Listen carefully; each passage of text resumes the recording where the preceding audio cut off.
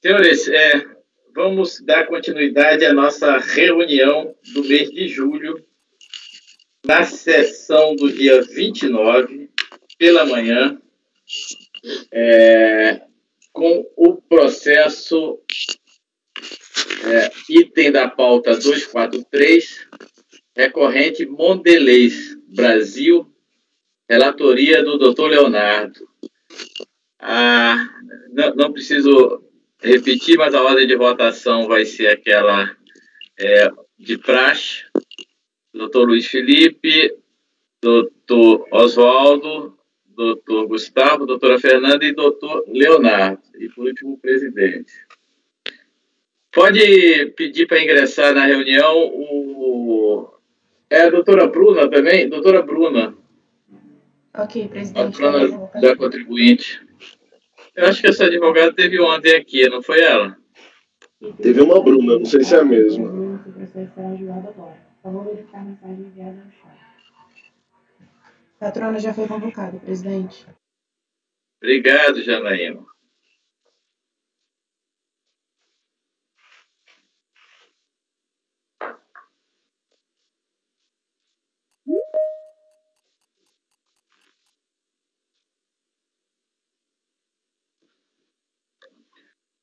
Doutora Bruna, bom dia. Bom dia. Seja bem-vinda à turma 3401. A senhora está inscrita para fazer sustentação oral na empresa Mondelez, item 243 da pauta. Perfeito? Isso. Confirma. A relatoria é do Dr. Leonardo. Ele vai fazer a leitura do relatório e logo após a senhora terá 15 minutos para fazer a sustentação. Tá ótimo. Pode começar, doutor Leonardo. Pois não, presidente. Bem-vinda, doutora Bruna. A senhora me desculpa, eu vou ficar de máscara porque eu estou fora de casa. Então, eu vou começar o relatório e vou fazer de uma forma bem breve porque a gente vai ter a sustentação oral, né? Isso aqui é um retorno aqui para a apreciação do colegiado de um recurso voluntário que teve início numa sessão que começou em 2014, em novembro de 2014, sob a relatoria do conselheiro Fernando Cleto, numa composição anterior desse colegiado. Então, eu aproveito parte do seu relatório, é um crédito tributário de crédito presumido de IPI, é um crédito presumido referente à aquisição de pessoas físicas baseado em decisão proferida em processo judicial da empresa incorporada, transitado em julgado em 2007, tendo como número do processo de habilitação de crédito número tal. DF de origem, a unidade não reconheceu o direito ao crédito presumido, sob o argumento de que os produtos exportados são classificados na TIP como NT, não tributado, situação que não daria direito a crédito. A utilização do benefício da 9363, quanto a esse ponto, ele acrescenta que a contribuinte inseriu nos cálculos para a atualização dos valores dos créditos presumidos do IPI a taxa Selic, e o procedimento não encontra respaldo legal.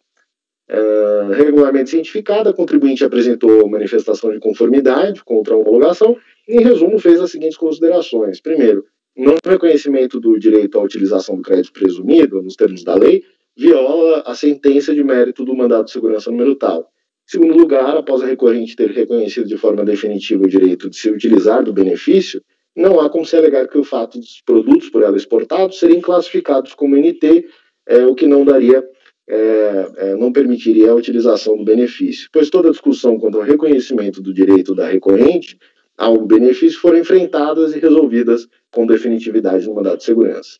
Além do mais, não existe restrição, caso a gente ultrapasse esses argumentos, da lei para a aplicação do benefício como crédito presumido IPI a produtos classificados como NT. Eu vou saltar essa outra parte. A DRJ houve por bem não acolher as alegações da recorrente, mantendo a decisão proferida anteriormente, sob o argumento de que os produtos NT não ensejam direito a crédito, bem como que o reconhecimento de direito de crédito de IPI se limita aos termos do pedido e da decisão judicial. A recorrente apresenta o recurso voluntário, reiterando as alegações apresentadas, pleiteando ao final a procedência do pedido de compensação. O relator, naquela oportunidade, concluiu: com efeito, como bem ressaltou a recorrente suas razões, não cabe mais levantar na esfera administrativa se a recorrente tem ou não direito a se utilizar do benefício. Toda a discussão do direito em questão já foi definitivamente discutida no processo judicial com resultado favorável. Então, a gente vai passar o cumprimento dessa decisão. A decisão concedeu direito ao crédito da recorrente, como já explanado, não podendo a administração negá-lo sob o argumento de que não se trata de crédito prêmio, mas de NT. Negar-se a cumprir a decisão do mandado de segurança, desrespeitar a liturgia, etc. Assim, a autoridade está limitada ao cumprimento e ele converteu o julgamento em diligência, determinando a remessa dos autos à unidade para que verificasse se os valores apresentados estão corretos ou não.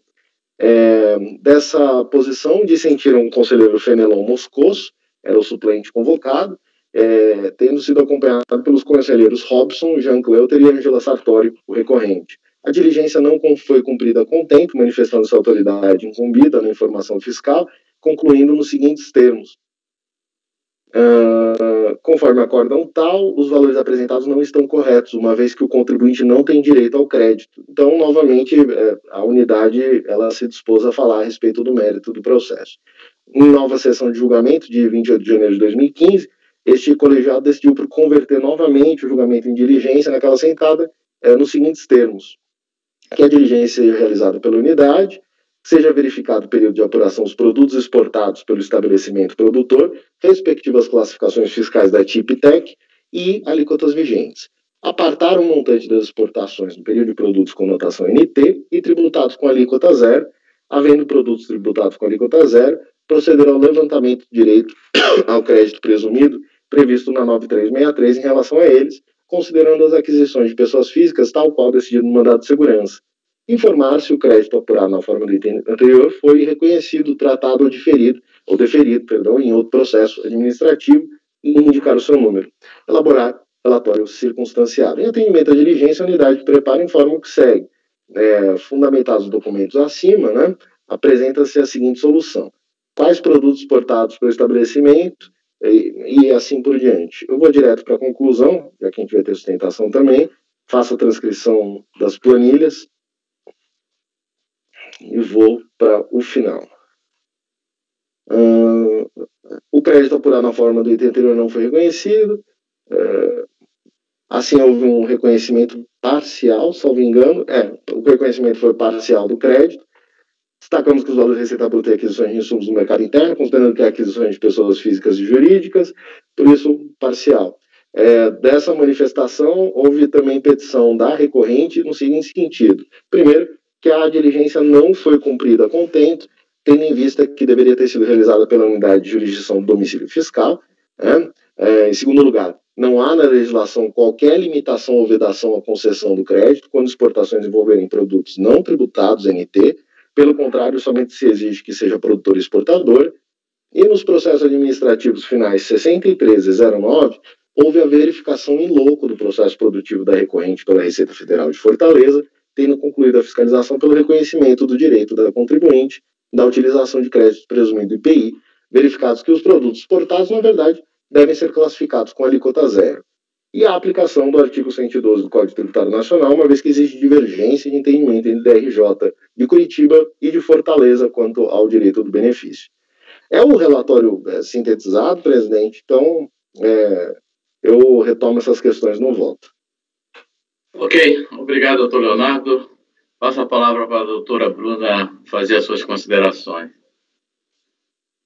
E o senhor presidente, senhor conselheiro relator e demais conselheiros, bom dia. Inicialmente, eu gostaria de pedir a licença para os senhores para poder compartilhar uma pequena apresentação a fim de demonstrar alguns pontos que eu considero bastante importantes para o convencimento aí no julgamento desta manhã.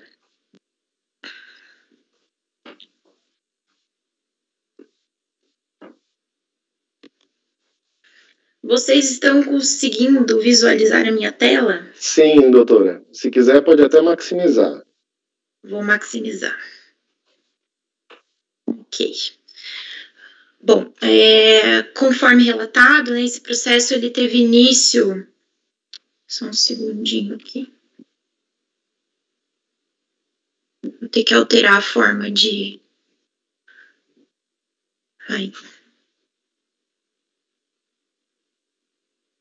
Agora sim. Esse processo, ele é originário ali de um pedido de compensação mesmo do crédito presumido de IPI, com débitos de PIS e COFINS.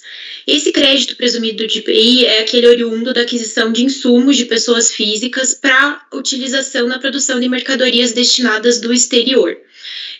Esses insumos que tratamos aqui são basicamente a castanha de caju e derivados, visto que tratava-se, a empresa produtora, né, à época, era a Iracema, uma indústria ali de beneficiamento da castanha de caju, que eu imagino que muitos dos senhores já tenham ouvido falar ou até mesmo tenham consumido seus produtos.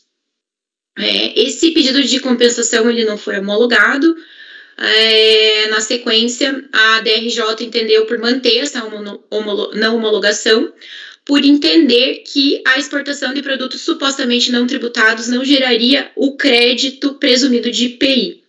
Apresentado o recurso voluntário, ele foi analisado pela primeira vez por essa turma em 2013, ocasião em que foi determinada a conversão do julgamento em diligência para que fossem verificados os cálculos apresentados pelo contribuinte. Essa primeira informação fiscal, ela não cumpriu, né, a diligência, tendo informado simplesmente que faria o cálculo, que a fiscalização faria o cálculo caso o CARF decidisse pelo provimento do recurso voluntário.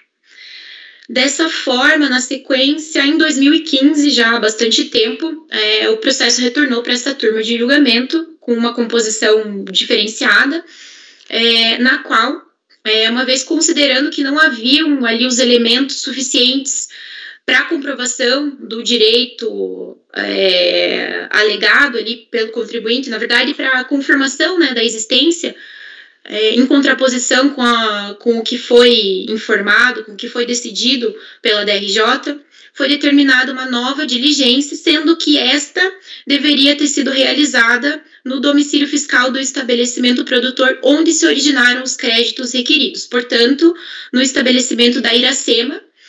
A Iracema ela foi posteriormente incorporada pela Mondelez, né, mas que tem domicílio fiscal em Fortaleza.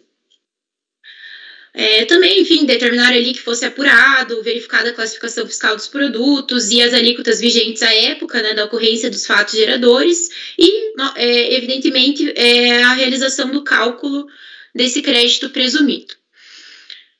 Pois bem, essa diligência ela acabou sendo cumprida pela CEORT aqui de Curitiba, que, de acordo com o seu entendimento um pouco, digamos assim, distante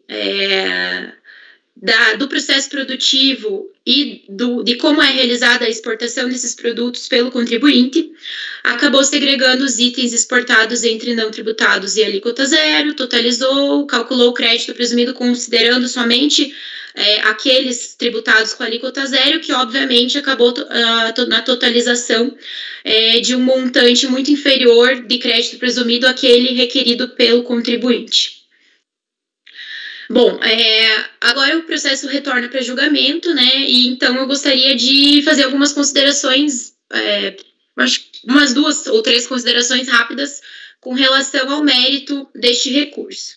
Então, primeiramente, eu gostaria de ressaltar que o não cumprimento da diligência, tal como foi determinado por esta turma à época, traz um prejuízo enorme para o contribuinte, visto que a DRJ de Fortaleza, em outros processos administrativos idênticos, no qual foram verificados os exatos mesmos créditos presumidos de IPI, decidiu de forma diametralmente oposta da DRJ aqui em Curitiba, visto que foi feita uma diligência no estabelecimento industrial da antiga indústria Iracema, na qual foi possível verificar em loco como que funcionava esse processo produtivo do contribuinte. Nesse sentido, a Cefis lá de Fortaleza, ela concluiu que a empresa efetivamente industrializava castanha de caju, classificando-a no código 0801-3200 e confirmando que todos os produtos exportados deveriam ter sido classificados com a alíquota zero, conforme a tabela do IPI vigente à época dos fatos geradores. A tabela do IPI vigente à época é essa aqui que eu colo para os senhores. Como vocês podem observar ali do destaque em amarelo, o código ICM 08013200 para castanha de caju seca e acondicionada em embalagem de apresentação a 0.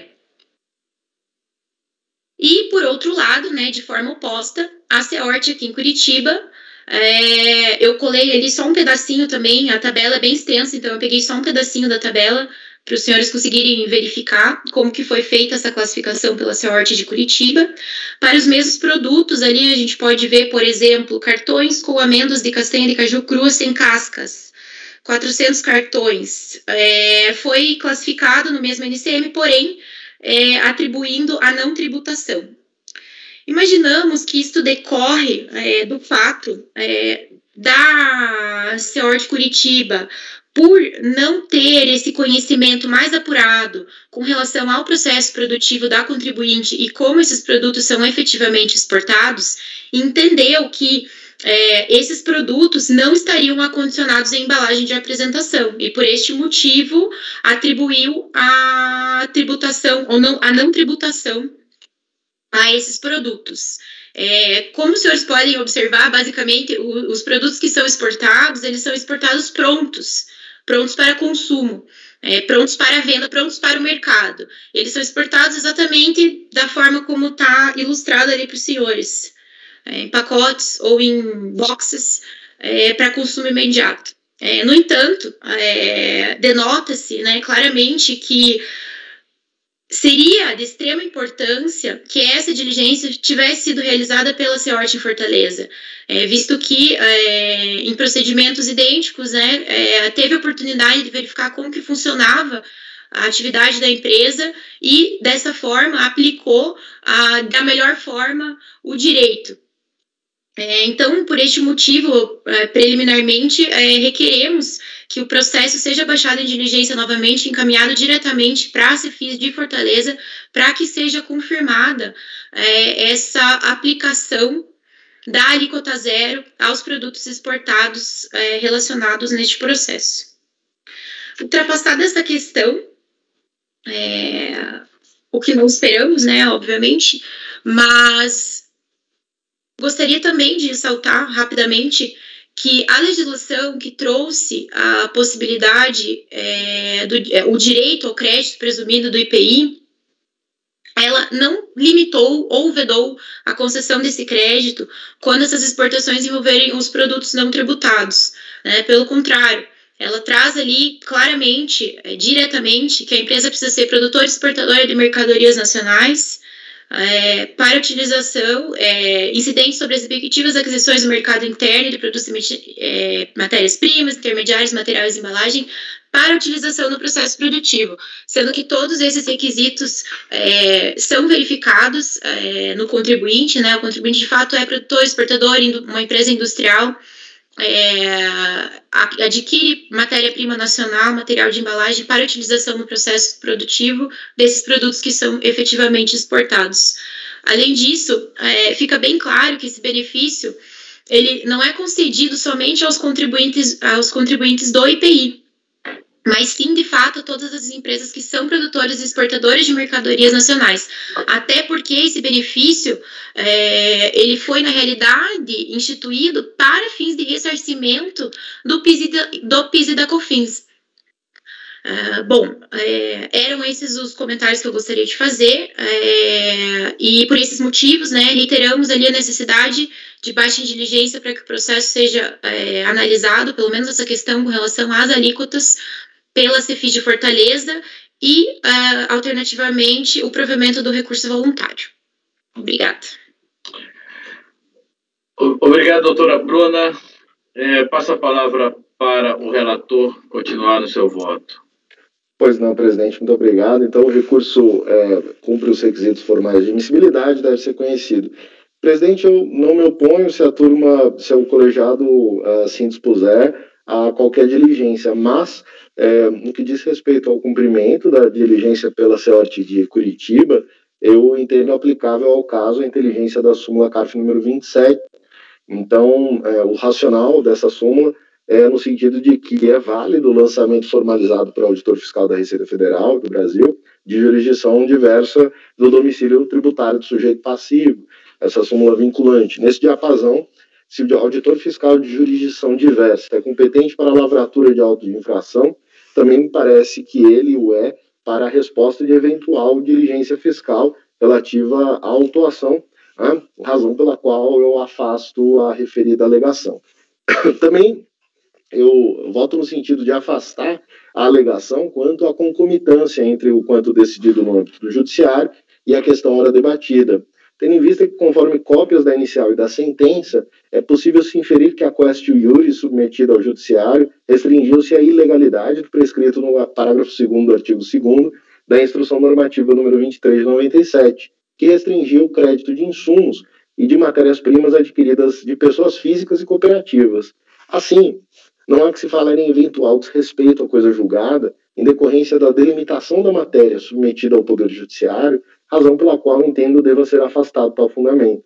Neste contexto, desde logo, devo pontuar que é aplicável ao caso a súmula CARF número 124, segundo a qual a produção e exportação de produtos classificados na TIP como não tributados não geram direito ao crédito presumido do IPI, de que trata o artigo 1º da 9363. Significa dizer que, caso a recorrente não comprove que os produtos eram classificados como alíquota zero e não NT, não há como se reconhecer no CARF o direito ao crédito presumido.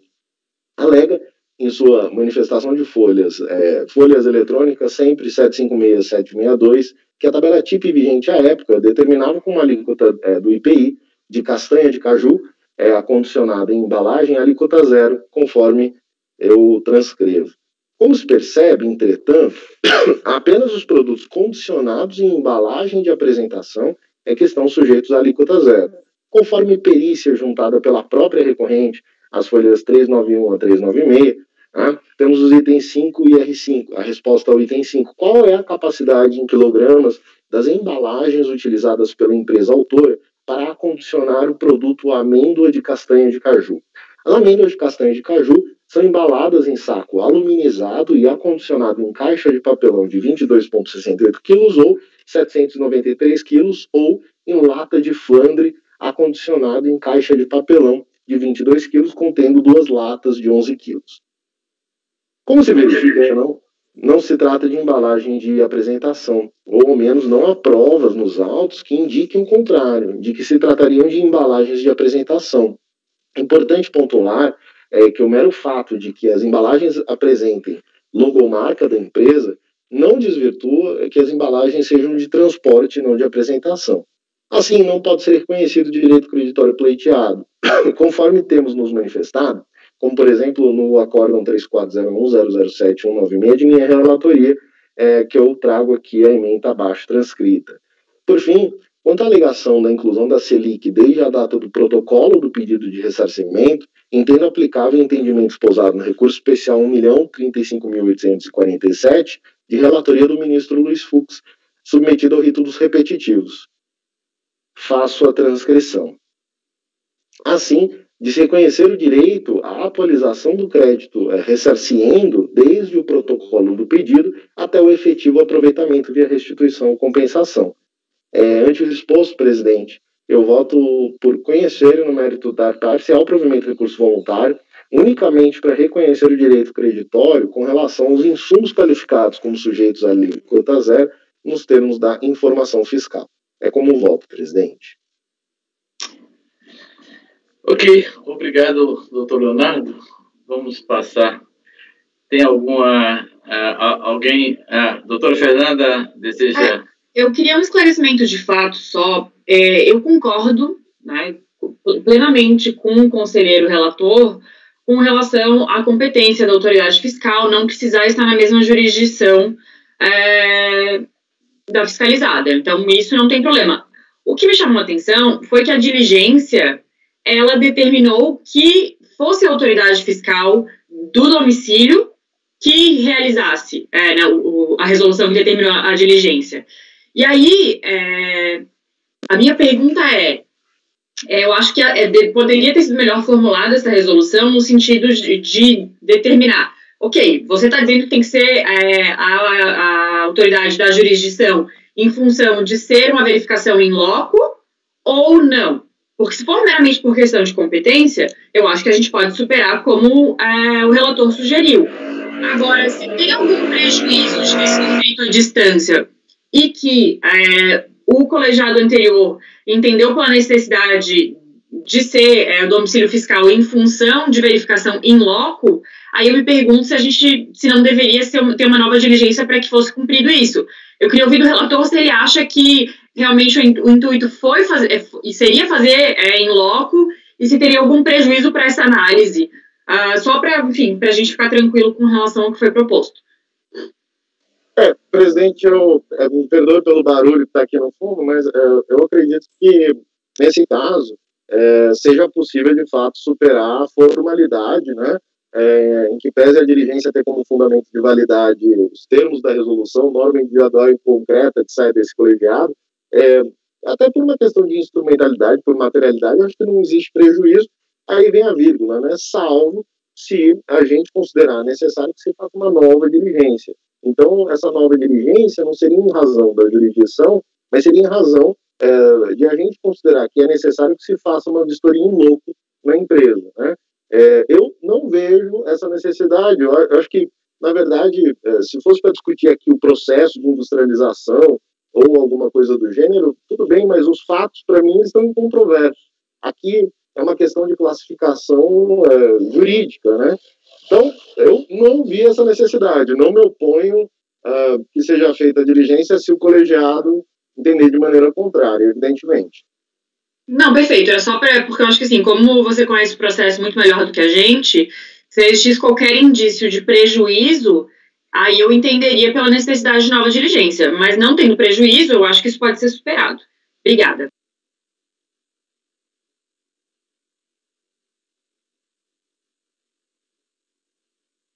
Áudio, presidente.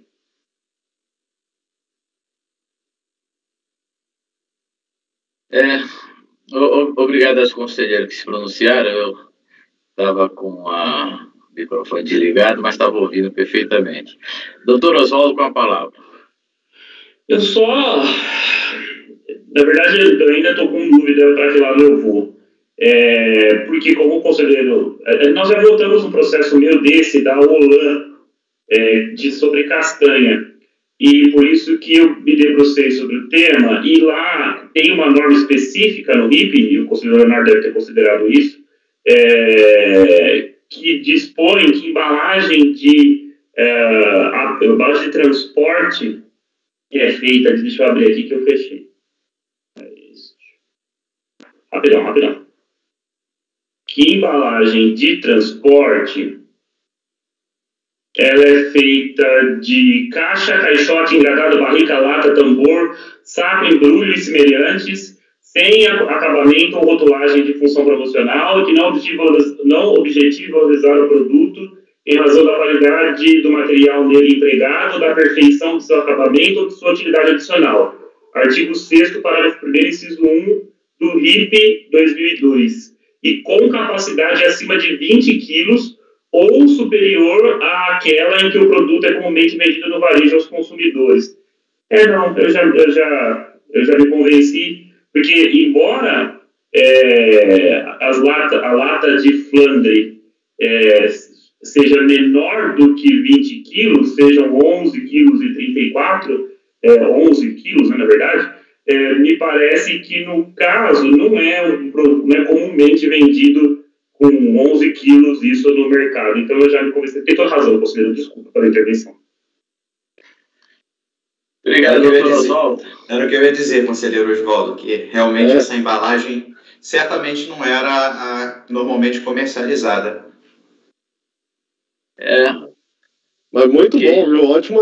Ótima lembrança, viu, conselheiro Oswaldo? Muito essa do RIP, né? Então, estamos prontos para a votação? Mais algum esclarecimento? Ok. Então, pelo visto não tem divergência. Posso proclamar o resultado? Então, acordam os membros do colegiado, por unanimidade de voto, dar parcial provimento para reconhecer o direito creditório apenas em relação aos insumos qualificados como sujeitos à alíquota zero, nos termos do voto do relator.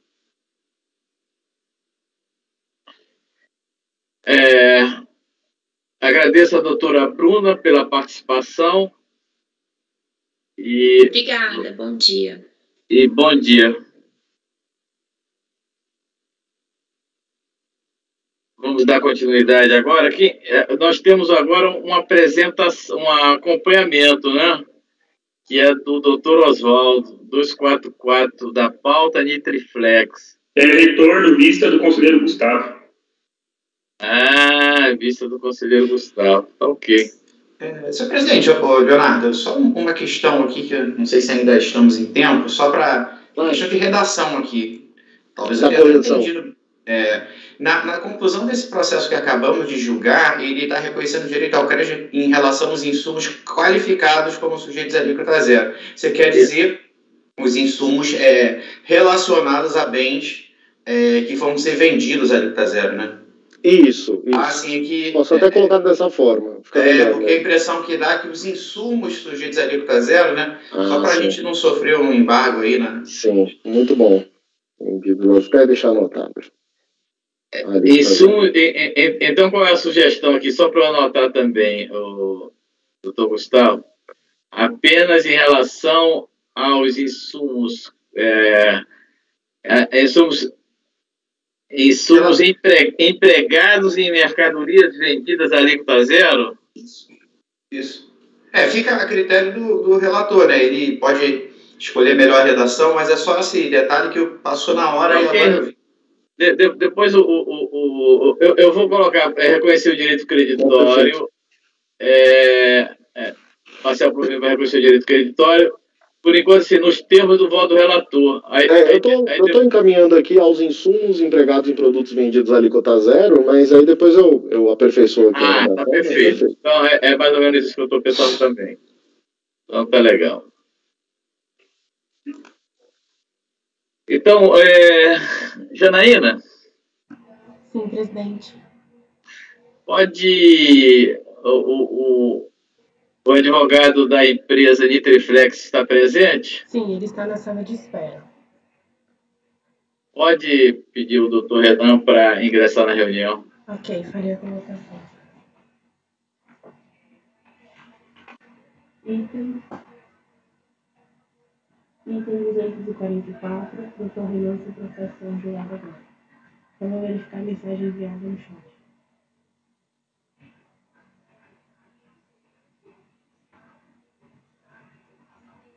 O patrono foi convocado, presidente. Obrigado, Janaína.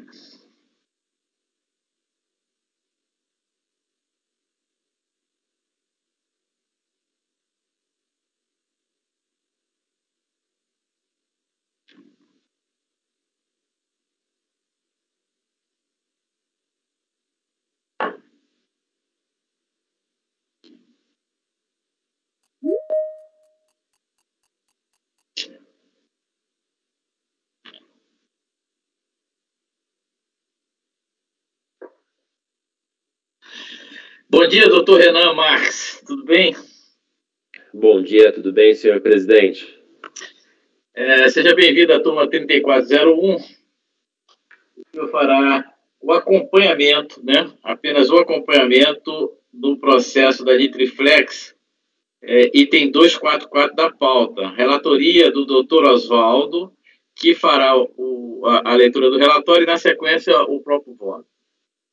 Com a palavra, doutor Oswaldo. Eu vou fazer um breve relatório e voto, porque eu já li o relatório e voto na sessão passada. É uma vista do conselheiro Gustavo, tá? Mas já está na pasta de todo modo.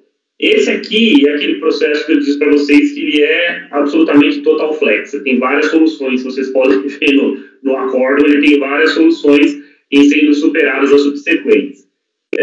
O que acontece basicamente é que foram feitas compensações ou pelo menos tentativa de compensações, por meio de declarações de importação. A contribuinte ela tinha créditos de IPI, decorrente de isenção alíquota zero e, enfim, nos termos do artigo 11 da Lei 9779, agora que é vigente, de 99, ela tinha esses créditos, pleiteou judicialmente, conseguiu, tinha excesso dos créditos, e ela pleiteou judicialmente a suspensão dos créditos tributários com o desembaraço aduaneiro das mercadorias, enquanto se aguardava uma eventual compensação dos débitos devidos em declaração de importação com os créditos em que ela titularizava. E isso foi, essa declaração de importação foi caminhando, com essa compensação foi caminhando no processo administrativo. E o que aconteceu foi que quando chegou na DRJ, notou-se que não havia, até porque foi negado pela DRF, e a contribuinte ela pleiteou então a homologação tácita das compensações, e na DRJ notou-se que não existiam e não existem declarações de compensação ou pedidos de compensação vinculados a esse processo administrativo. E o meu primeiro voto, né, que é para mim que eu acho que valia, que eu discorri aqui, foi justamente sobre a inexistência de processo administrativo. Que não havia processo administrativo, porque não havia efetivamente, ao menos nos autos, um pedido ou declaração de compensação, e existindo pedido ou declaração de compensação, a peça da contribuinte é formalmente uma manifestação de inconformidade, mas não é materialmente uma manifestação de inconformidade, portanto não inaugura o processo administrativo, sendo assim, o processo é nulo ab ovo. Foi essa a conclusão inicial que eu proferi para esse processo, e aí o conselheiro Gustavo solicitou a vista.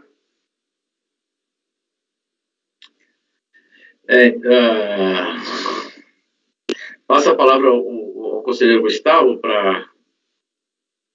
Senhor presidente, esse processo aqui suscitou aqui em mim diversas dúvidas. Eu inicialmente tinha preparado um voto vista muito sucinto, porque eu estava, depois de ter lido o processo algumas vezes, eu fui no mesmo sentido que o conselheiro relator, né? Talvez fizesse uma ressalva de que talvez anulássemos apenas os atos praticados do despacho decisório para frente, mas depois eu verifiquei que não há atos administrativos praticados de forma anteriormente ao despacho decisório. Então a minha proposta, na verdade, já estaria alinhada com a do conselheiro relator. Só que confesso que essa noite eu mudei de entendimento de forma eu estou no caminho oposto. Então vou aqui externalizar aqui minha divergência de forma oral apenas, né? Não preparei aqui o texto, porque após refletir sobre a questão, muito embora eu reconheça que não há um documento formal nos autos que possamos chamar de declaração de compensação ou pedido de compensação, a verdade é que as declarações de importação, em razão da decisão judicial, elas fizeram, às vezes, de declaração de pedido de compensação, né, de documento de compensação. E não tinha como ser de outra forma, porque o juízo ele não determinou que aqueles tributos incidentes sobre as operações de importação tivesse autorização para que fossem compensados. Foi determinado que aqueles desembaraços ocorressem sem recolhimento com a utilização daquele crédito, né? A Receita deveria controlar em paralelo a disponibilidade daquele crédito oriundo da ação judicial que dá origem ao direito creditório aqui em questão. E penso eu que, ainda que a gente não exista aqui uma declaração ou um pedido de compensação formalmente, ou melhor, formal e normalmente admitido aqui pelo PAF, temos aqui uma compensação de fato, porque como é que se os tributos não saíram com suspensão, se a importação não saiu com suspensão, e sim com a utilização de um crédito contra débito é uma compensação. Então temos aqui uma compensação de fato que tem como amparo legal uma decisão judicial, né? Então penso aqui que até para que a Receita pudesse oportunizar o contribuinte a exercer o direito à ampla defesa, o contraditório, e, enfim, e mesmo controlar esse direito creditório, controlar todas as questões relacionadas a essas operações que, a meu ver, no fundo, são compensações, foram analisadas as DIs como se compensação fossem. Porque se tínhamos uma decisão judicial determinando que aqueles débitos ali informados em DI, eles não precisariam ser recolhidos em razão de utilização de um crédito que estava numa outra ação, o que é isso senão uma compensação? Então, nesse momento eu abro divergência, não para declarar nulidade, mas nesse caso aqui teríamos que invadir o mérito, né, da questão, mas parece-me que em relação ao mérito, o crédito em si, decorrente desse processo judicial, já foi examinado até por essa turma aqui em outro pedido, né, em outro processo do Oswaldo, se eu não estou enganado, e parece que o crédito em si, a princípio, também não estaria disponível, o que manteríamos a decisão da DRJ. De qualquer maneira, só um minuto, Oswaldo, reconheço que isso vai ser indiferente. Toda essa discussão aqui é de cunho processual, né, e formal. Por quê? As DIs não constituem o crédito tributário, né? Então, o contribuinte, a princípio, não há notícia nos autos de que esses valores sofreram auto de lançamento com suspensão. Então, a princípio, muito provavelmente, a maior parte desses valores vai ter decaído, se não todos, e toda essa nossa discussão aqui cai por terra. Mas eu trago essa questão porque eu acho que, pelo menos nos aspectos formais, eu acho que é isso que resta a ser decidido pela turma. E se o efeito disso fosse a decadência, o que for que seja, né? Mas penso que nem compete à turma, nem vai competir a turma nesse momento. Isso aí é uma questão que não está aqui nesse litígio, na minha opinião. E é isso que eu tinha a dizer, presidente. Obrigado. Doutor Oswaldo. Eu acho que a solução que o conselheiro Gustavo apontou de partir para uma questão que é materialmente uma compensação é plausível de defesa, embora eu discorde da solução. Eu acho que existem outros tipos de compensação na legislação, a exemplo, a compensação de ofício, que não são de competência desse conselho. As compensações que são de competência desse conselho são aquelas compensações descritas no artigo 74 da Lei 9.430 de 96. E não é esse o caso. Não é esse o caso. Acho até que nos termos da Lei 8383 de 90 e pouco, não lembro nem quando, que é plausível, até pelo menos a Lei 9.430, e é uma das teses que estão aqui nesse voto, era plausível você sim compensar tributos por meio de declaração de importação. O que não quer dizer que fosse da nossa competência julgar esses tributos que fossem compensados por meio da declaração de importação. Eu acho que mais do que ser material ou formalmente uma declaração de compensação, o que nós estamos falando aqui é de falta de competência. Nós não temos competência para julgar esse tipo de compensação. Seja compensação ou não seja compensação, nós não temos competência para julgar. Ok. Bom.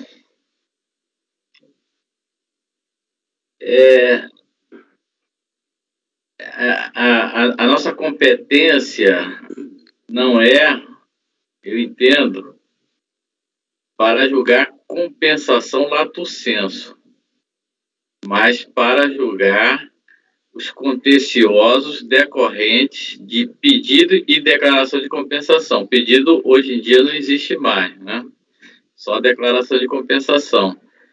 Eu entendo que, realmente, o conselheiro Gustavo tem razão que isso é uma compensação, mas não atende os requisitos de um pedido de uma declaração de compensação no sentido de suscitar contencioso perante os órgãos de julgamento administrativo. Ela deverá ser feita de acordo com o fixado pela ação judicial, né? Mas na própria delegacia.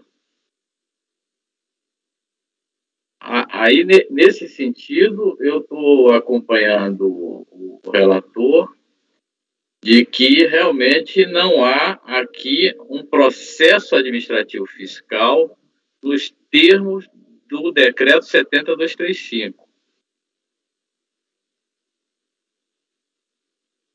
Nós vamos, senão nós vamos abrir aqui muito além do que aquilo que a própria lei, né, que é o decreto, nos autoriza.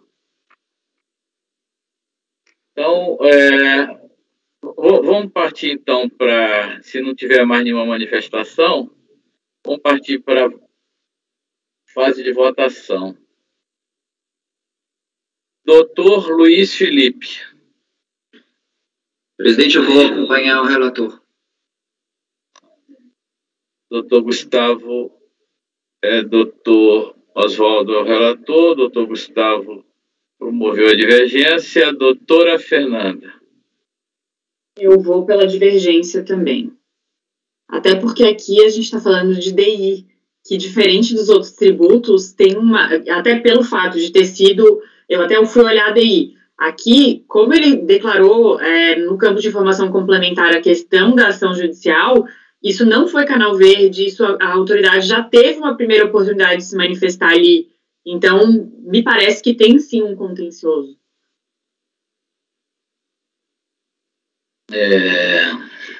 Doutor Leonardo.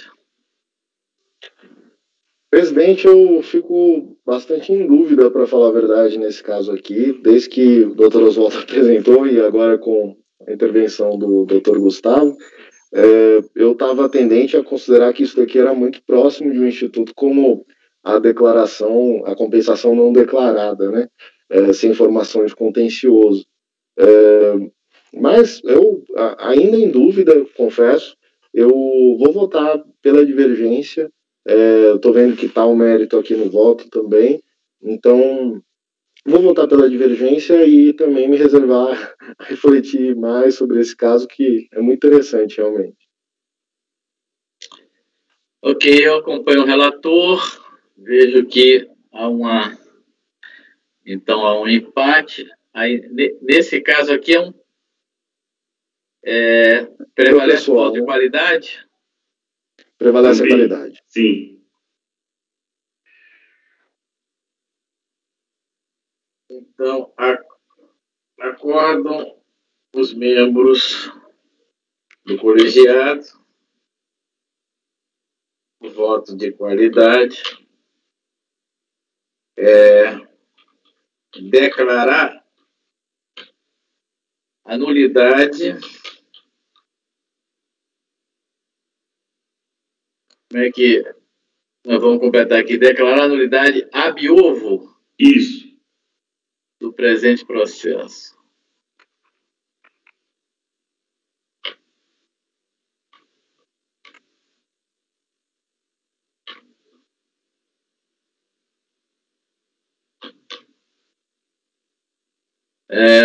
Vencidos.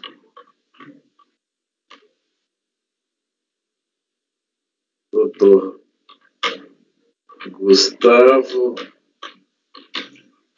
Fernanda e Leonardo.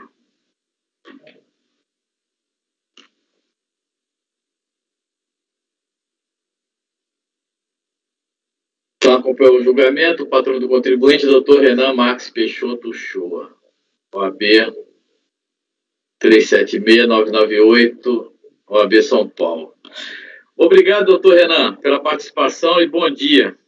Bom dia, senhor presidente. Queria agradecer, especialmente na pessoa do senhor julgador Gustavo Garcia, pela explanação. Obrigado pela atenção, pela leitura do caso. Bom dia, bom trabalho para vocês. Obrigado. Está fluindo muito bem o ritmo do julgamento. Tá. Então, agora nós vamos voltar para o primeiro da pauta de hoje, né? Que seria o Lonax, item 242 da pauta. Lonax foi retirado, presidente. Foi retirado? Presidente, fiação da seda do Oswaldo. Tá ok. Então, deixa eu anotar aqui, que eu não tinha anotado aqui. Retirado de pauta o Lonax, né?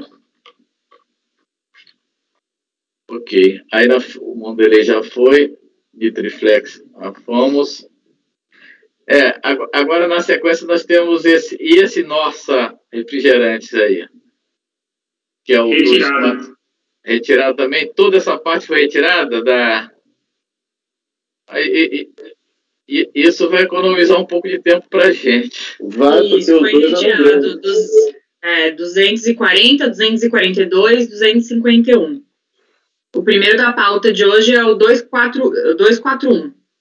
Dos que ficaram, né? Dos que ficaram. Não, o 242 nós já fizemos, né? O 241. Tá certo.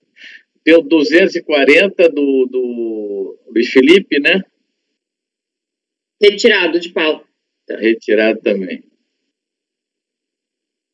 É o 241 primeiro. Perfeito. Então tá ok. Só estou anotando esses de pauta que eu não tinha anotado aqui, não. Não estava aqui, Fiação de seda. Então, doutor Luiz Felipe. Não, não é meu, não. Doutor Oswaldo. 241, doutor Oswaldo de novo. Já está na pasta e ele é bem simples esse processo, tá? Trata-se de pedido de ressarcimento de crédito presumido de IPI para fins de ressarcimento da contribuição do PIS e da COFINS, apurado entre janeiro de 96 e junho de 2002, com fulcro na Lei 9363 de 96, no valor de 6 milhões e tal, atualizado pela Selic de 10 milhões e tal. A Cidade de São Paulo concedeu parcialmente ressarcimento total de 607 mil, pois parte das aquisições que geraram os créditos pleiteados pela recorrente são de pessoas físicas e cooperativas. A pretensão de janeiro a dezembro de 2002 foi fulminada pela prescrição e não existe previsão legal para a correção monetária de crédito e escritural de IPI. É isso que nós vamos decidir. Resignada, a recorrente apresentou manifestação de conformidade em que assevera: a jurisprudência dessa casa é uníssona no sentido de permitir o crédito de IPI decorrente das aquisições de pessoas físicas e cooperativas.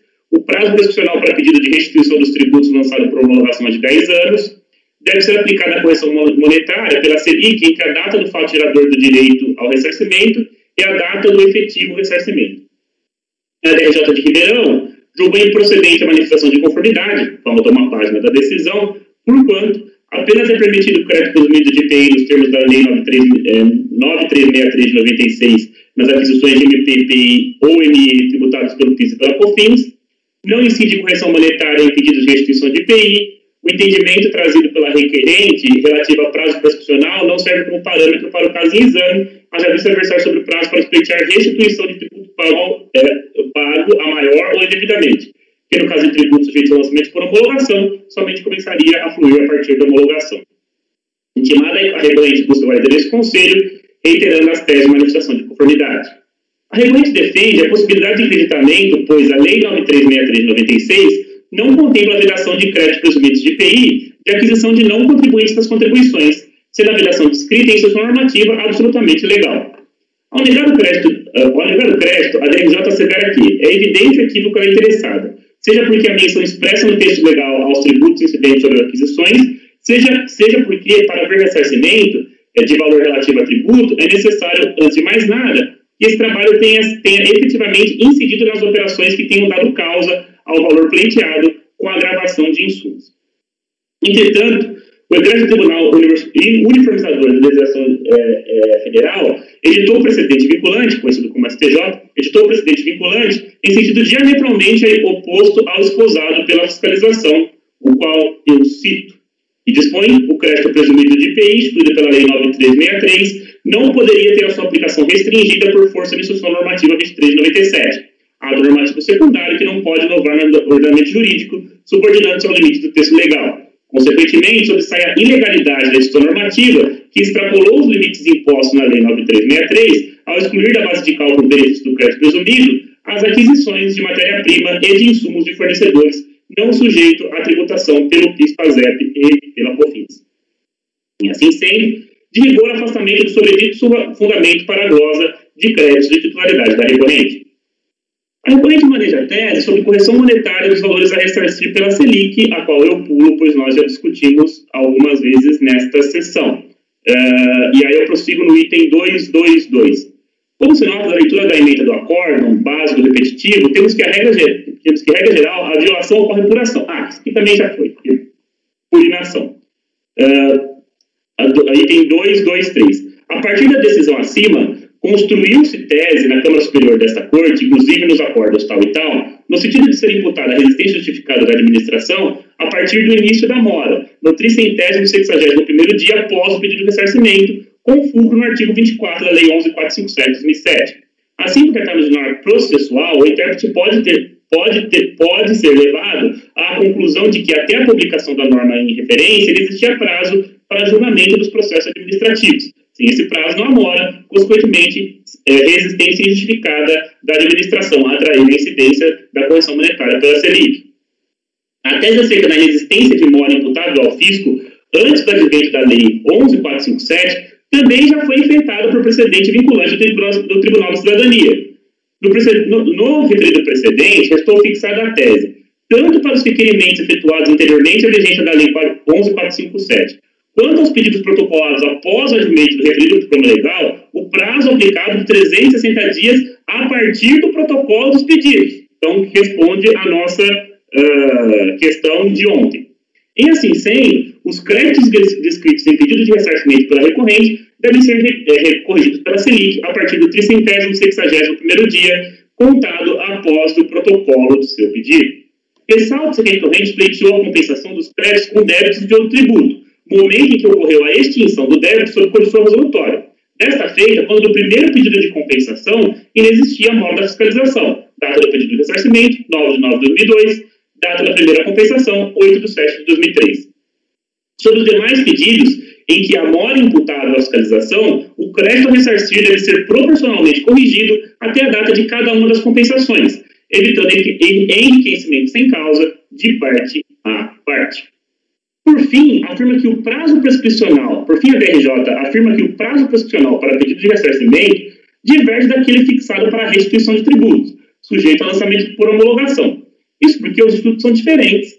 No ressarcimento, não há pagamento anterior de tributos e na restituição há. Assim, no caso presente, o crédito presumido de IPI refere-se ao quarto trimestre de 2096 e tendo o pedido de ressarcimento aproveitamento seja protocolado em 9 de setembro de 2002, transcorreu o prazo de 5 anos contados do fato gerador, ou seja, da data da entrada dos insumos no estabelecimento produtor. Em sua defesa, a recorrente maneja suas teses. Cito. De saída, cumpre afastar a aplicação no caso concreto do quanto fixado pelo egresso sodalício no RE e tal e pelo STF nos temas 37 e 38 dos repetitivos. Tal se dá, pois os três procedentes às cortes superiores debruçaram sobre o prazo prescricional para restituição de tributos sujeitos a lançamento por homologação. E no caso, tratamos de ressarcimento de crédito presumido, em que evidentemente não há lançamento. E nós tratamos desse tema lateralizado ontem em um outro processo meu. Como antedito, se quer dizer que a supressão do lançamento afasta o fundamento da dobra do prazo prescricional. Isso porque o prazo de 10 anos fixado para a restituição de tributos lançados por homologação tem como rácio o prazo prescricional para a homologação do mesmo, momento a partir do qual nasce a pretensão e com ela a prescrição, artigo 189 do Código Civil. Todavia, o mesmo não ocorre com o pedido de ressarcimento. Não há prazo quinquenal para a homologação do lançamento. Destarte, o prazo prescricional para pedido de ressarcimento é de 5 anos contados da data do nascimento da pretensão. de ressarcimento. Nos termos que a época era recente, agora não é mais recente, nos termos de recente precedente desta turma, de relatoria do conselheiro Carlos Henrique de Seixas Pantaroli. Participaram do julgado só eu e o Léo, para vocês verem como é antigo. Embora adote em parte o fundamento do nobre conselheiro Carlos, dele ousamos divergir quanto ao desacordo do prazo prescricional. Isso porque dispõe os artigos 3º e 4º da portaria MF 38 de 97, que o crédito presumido será apurado ao final de cada mês em que houver ocorrido a exportação ou venda para empresa comercial exportadora com fim específico de exportação. O crédito presumido será utilizado pelo estabelecimento produtor-exportador para compensação com IPI devido nas vendas para o mercado interno relativo a períodos de apuração subsequentes ao referido crédito. No caso de impossibilidade de utilização do crédito presumido na forma do CAPT ou do parágrafo 1º, o contribuinte poderá solicitar à Secretaria da Receita Federal o seu ressarcimento em moeda corrente. O pedido de ressarcimento será apresentado por trimestre calendário em formulário próprio estabelecido pela Receita Federal. Pormenorizando, o artigo 3º acima dispõe que o crédito presumido será apurado ao final de cada mês em que houver ocorrido a exportação, e não a aquisição do insumo. Em complemento, o caput do parágrafo 1º do artigo 4º explicitam que o crédito apurado em um mês deve ser utilizado no mês seguinte de sua apuração. Se assim não for, se não for, é passível de ressarcimento. Novamente, pode o intérprete aqui tombar ante a sinuosa dicção legal e entender que a pretensão de ressarcimento nasce 2 meses após a apuração. Primeiro mês, apuração. Segundo mês, crédito escritural. Terceiro mês, ressarcimento. No entanto, o parágrafo 4º do artigo 4º acima deixa claro que o pedido de ressarcimento deve ser feito por trimestre calendário. Desta feita, o crédito apurado em janeiro apenas poderia ser pleiteado no final do trimestre calendário, em abril. Em abril, portanto, e não em março. Que é muito próximo da discussão da DACOM que nós tivemos ontem no caso justamente de prescrição. Contudo, os créditos relativos ao mês de março, que compõem o trimestre calendário com janeiro e fevereiro, não podem ser pleiteados em abril. Eis que nesta data deveriam ser compensados com IPI em conta corrente, mas apenas em maio. Em resumo, a pretensão de ressarcimento do crédito presumido de IPI, e consequentemente o prazo profissional, nasce no segundo mês após o final do trimestre em que a mercadoria foi exportada, e não neste mês de exportação. Transpondo o raciocínio para o caso concreto, a pretensão de ressarcimento de crédito presumido de IPI, relativa aos meses de janeiro, fevereiro e março de 96, primeiro trimestre calendário, portanto, nasceu em maio de 96. A pretensão do segundo trimestre calendário nasceu em agosto de 96. E do terceiro em novembro de 96. A do quarto, fevereiro de 97, e assim sucessivamente. Esta feita, considerando que o pedido de ressarcimento foi protocolado em 9 de setembro de 2002, foram fulminados pela prescrição os créditos dos 4 trimestres de 96 e dos 2 trimestres de 97, cabendo, ex officio, declará-la. Agora, eu só fiquei em dúvida aqui, daí já está aí meu voto, né? Pelo exposto, admito por quanto tempestivo e conhecido voluntário, ele dou parcial provimento para afastar o fundamento de glosa relativo à impossibilidade de creditamento de crédito presumido de IPI de aquisições de não contribuintes de PIS e COFINS, determinar a correção monetária a partir do 361º dia após o pedido de ressarcimento, até a data de cada pedido de compensação, 33.2, proporcionalmente à totalidade dos créditos, e quanto a esse item 3.3, embora eu tenha reconhecido ex officio, agora me veio à mente que eu não sei se a gente pode fazer o reformácio em PEJOS. Embora seja matéria de ordem pública, a prescrição, aqui eu estou prejudicando o contribuinte, porque só foi reconhecido lá embaixo a prescrição dos 4 primeiros trimestres de 96 e não do primeiro trimestre de 97. Eu estou reconhecendo ela ex officio pela linha de raciocínio que eu adotei. Só não sei se posso por conta do reformácio em PEJOS. Essa é a minha única dúvida, embora está prescrito. Eu só não sei se o que vale mais, a matéria de ordem pública ou se reformácio não reformácio em PEJOS. Sou tendente a dizer que eu não reformácio em PEJOS, mas eu não tenho certeza absoluta. Prefiro esperar os debates. Senhor Oswaldo, acho que você respondeu a pergunta que você mesmo fez, mas, na verdade, você está atendendo para um lado, mas eu acho que a resposta acabou saindo do seu questionamento, que é o seguinte: matéria de ordem pública ou uma questão processual, né, beleza, né, que também tem naturalmente o seu valor jurídico, né, que é esse princípio, né, de não piorar a situação do contribuinte, vamos dizer assim. E só que tem um detalhe, é que esses créditos aqui, nesse período, não tinham sido reconhecidos ainda. Então, na verdade, a questão que a gente está avaliando aqui é uma questão de ordem pública ou alterar o fundamento, né? É claro que é questão de ordem pública, né? Porque isso aqui está prescrito, e isso aí, esse crédito já foi fulminado. Então, eu acompanho nesse item sem o menor problema. O Gustavo já respondeu a minha pergunta. O que eu ia questionar era justamente se toda a parte prescrita não tinha sido homologada ainda. Homologando, acho que a gente não pode reverter, mas se ainda está em discussão, a ordem pública pode ser aventada a qualquer momento. Até mesmo porque, conselheira Fernanda, se fosse o caso de ter sido homologado, né, sequer teríamos competência para avaliar, porque estaria fora do litígio. Então, acho que o conselheiro Oswaldo caminhou muito bem esse voto.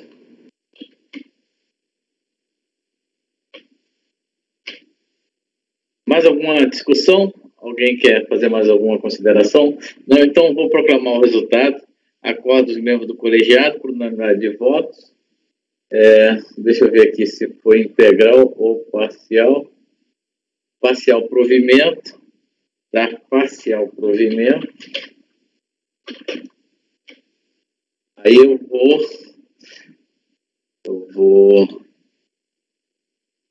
nos termos do voto do relator, mas eu vou preferir detalhar isso aqui, já está aqui detalhadinho pelo próprio relator. Eu vou copiar esse pedacinho.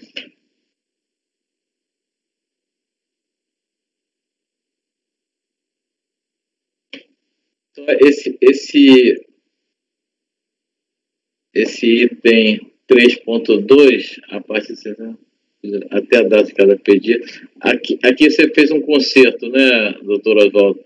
Após o pedido de ressarcimento, até o ressarcimento do pedido, né? Até a compensação. Do pedido de ressarcimento até as compensações. Compensação? Fazer, não é ressarcimento de dinheiro, não? Não, porque o que acontece? Ele pediu o ressarcimento, e aí ele vinculou várias decompes a esse... Então, até a data da compensação de cada pedido, né? Bom. Beleza.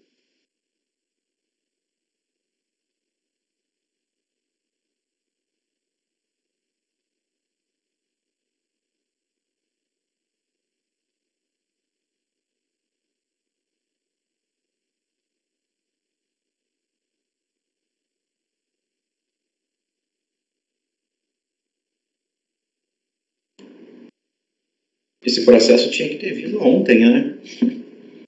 Facilitaria bastante a discussão em relação aos prazos e tal. Muito embora fosse dar bom ontem, mas a gente teria amadurecido ainda melhor a questão.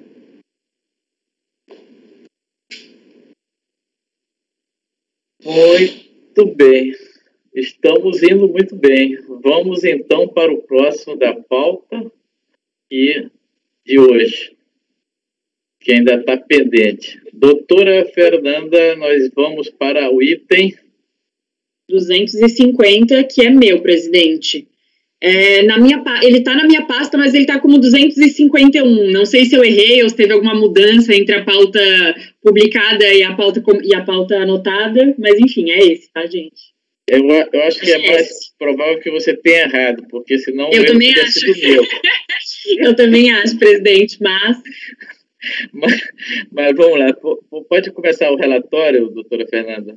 Tá bom, esse caso é um caso simples, é um PDComp que tentava, com relação ao saldo credor de IPI do quarto trimestre de 2005. Foi homologado parcialmente pela fiscalização, a empresa apresentou manifestação de inconformidade que foi julgada improcedente pela DRJ. O processo, né, foi apresentado o recurso voluntário, o processo veio para o CARF e se entendeu pela necessidade de diligência. tanto para confirmar que foi um mero erro de preenchimento, que foi alegado pela recorrente para não ter crédito suficiente, né, o suposto ausência de crédito suficiente, quanto para a questão de quantificação do direito creditório e confirmação de suficiência de crédito. A unidade preparadora cumpriu a diligência e reencaminhou o processo para o CARF. Como o relator não está mais na turma, o processo, então, foi distribuído para mim. Esse, mais ou menos, é o contexto. Passo para análise do voto. No termo de diligência, a fiscalização concluiu que ocorreu, de fato, erro de preenchimento alegado pelo contribuinte no preenchimento da declaração, que os dados escriturados no RAIP do contribuinte demonstram a existência dos valores registrados e que se revelam passíveis de aproveitamento, e que, apesar da existência de vinculações de declarações ao PERDECOMP do 4º trimestre de 2005, que implicam em retificação do PER do 2º trimestre de 2007, o contribuinte possui créditos suficientes para a homologação das compensações pleiteadas.